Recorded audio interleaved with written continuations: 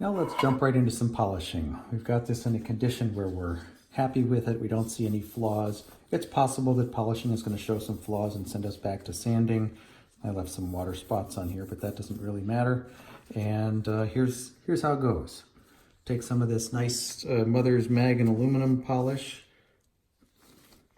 And I'm just going to do a quick sample so you can see what's going on here. One thing I'm going to avoid doing is affecting the paint on the front and back surfaces, so we don't want to have a real thick towel here, and we're just going to give it a rub. Yeah, we're not quite at a bright point there, so I'll be doing a lot more work on it. You can kind of see down, if you get a little more on just the curved part there.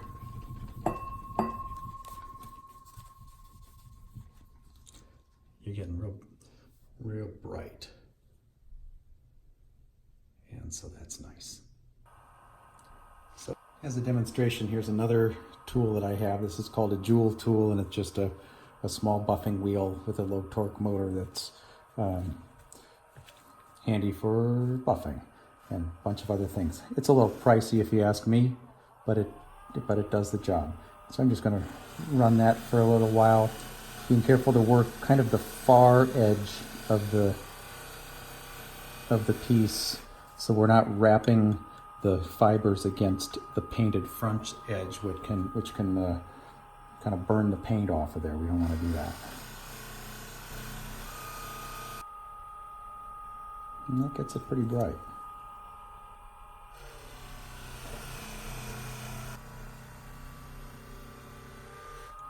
I'm pretty happy with the polish I've gotten on these edges here. It looks pretty good. I'm a little iffy on these side edges. You probably can't see, but it's a little soft, still a little brushed, and kind of a little bit of an orange peel at a microscopic level. So I will probably go after that with some sanding again, maybe on a flat surface, to get these flats really smooth, because the polish doesn't smooth it, it just polishes what's there, and I must have left some pits or something like that. Because aluminum oxidizes essentially instantly, I want to get some car wax on these polished surfaces just so they don't oxidize any more than is necessary, any amount that could be avoided. So now for the fun one. This is a bit more work, but it's a lot easier than the Quest R7 that I restored from far worse condition, where I was using heavy grit sandpaper with a electric sander to get through deep layers of pitting and so on. And so a 7 is double the aperture, 4 times the surface area to sand, and 8 times the weight of the workpiece. So this is a piece of cake. Just going to do a little test here. Let's see how we're polishing up given this surface finish that we got from the sanding.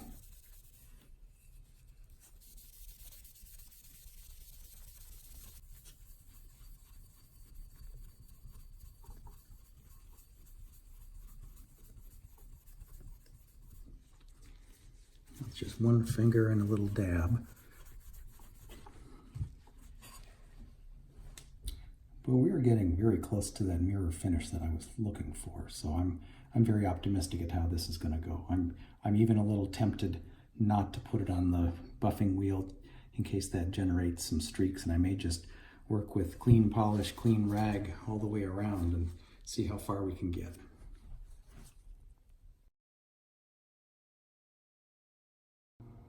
And that is what we are after. So we just got a nice polish.